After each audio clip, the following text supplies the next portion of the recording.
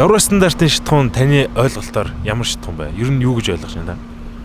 За миний ойлгож байгаагаар евро стандартын шатхуунууд бол илүү байгаль орчин дээлтэй бүрэн шатдаг хүлэмжийн бага ялгаруулдаг гэж ойлгож байна. Яг тэр талаар бас найрын сайн мэдээлэлгүй байна л да хүнийг л.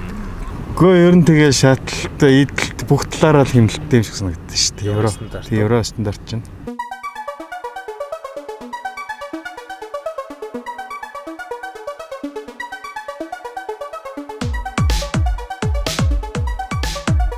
Тэрийн дунд баггүй эргэлзээг төрүүлж байдаг шатхууны ангилал бол евро стандартын шатхуун байдаг үлээ. Евро стандарт 1 2 3 4 5 гэх ангилал чухам ямар учиртай болох? Евро стандартын шатхуун энгийнээс чухам ямар ялгаатай гэдгийг танд одоо мэдээлэл хүргье.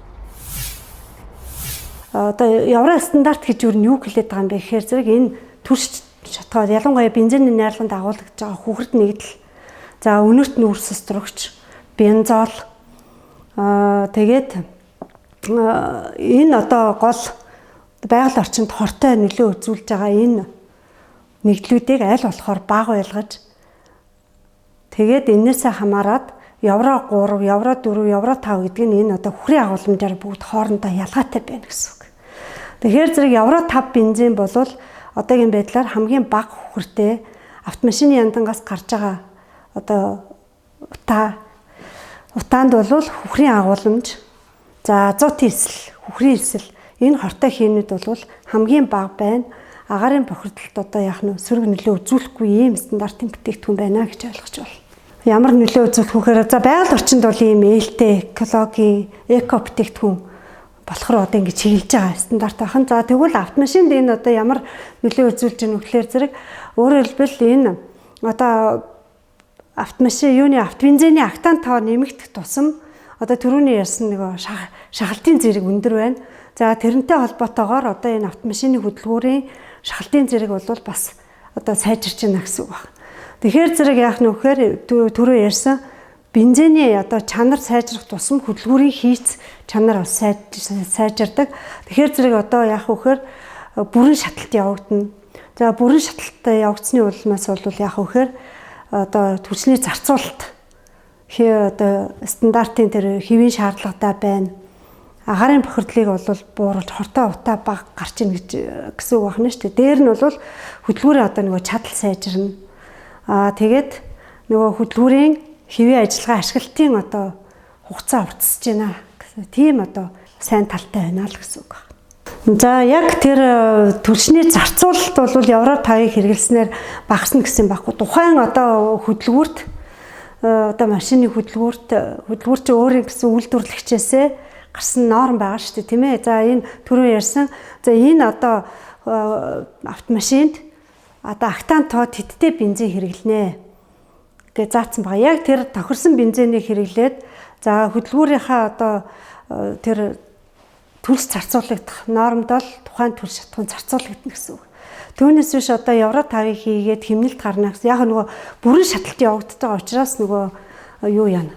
Зарцуулалт бол яг нормдоо хэвэн байж байна л гэсэн үг байна. За манай улс өөрөө импортлогч орон 100% Оросын албаны улсаас хараат байдаг. Тийм учраас Оросын албаны улсад бол одоо ялангуяа Европын орнууд байна, Оросын албаны улсад, Америкийн нэгдсэн улс байна. Ер нь дэлхийн одоо олон хөгжилтэй орнууд бол автобензинд тавигдах шаардлага бол экологийн ангиллаас нь хамаарч янз одоо өсгөж байгаамаа. Экологийн ангиллал гэдэг маань юуг хэлж байгаа вэ гэхээр доторх тэр автобензинд агуулгадах нүрс өстрөгчдийн октаны тоог өндөрсгдөг ароматик нэгдлүүд. За тэр дундаа бензолийн агуулгыг бол маш чухалчилж үздэг байгаа. За бензолийн агуулга бол 1%-аас доошгүй одоо 1%-аас илүүгүй байх ёстой.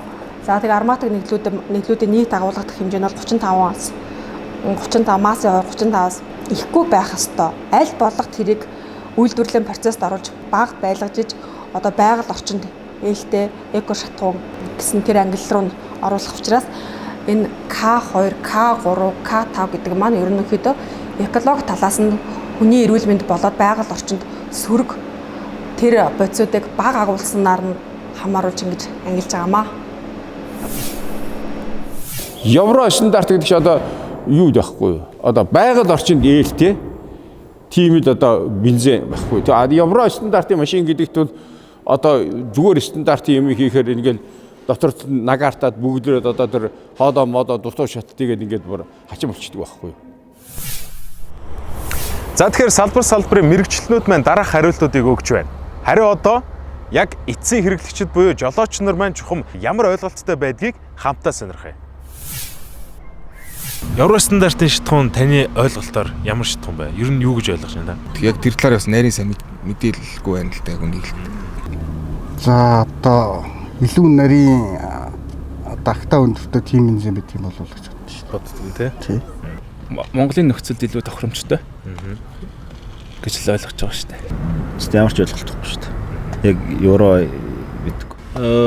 Нэг байгаль дээлтэй л гэж сонсч ирсэн юм байна. Тэг яг нарийн бол бас сайн мэдэхгүй. Яг чанар манар нь яг ямар байдгийг. Евро стандартыг ерөөхдөө ойлгохдоо илүү одоо дэлхийн одоо хэмжээний илүү одоо стандартыг мөрдөж тийм түвшний одоо тэр талаас нь л илүү ойлгохдаг шүү дээ. Тэр жолооч та бүхэн маань евро стандартын шатхууны талаарх хангалттай мэдээлэл ойлголтыг авсан гэдэгт итгэлтэй байна. Жинхэнэ байгальд ээлтэй, эко, их дэлхийд хайртай жолооч нарын сонголт бол евро стандарт.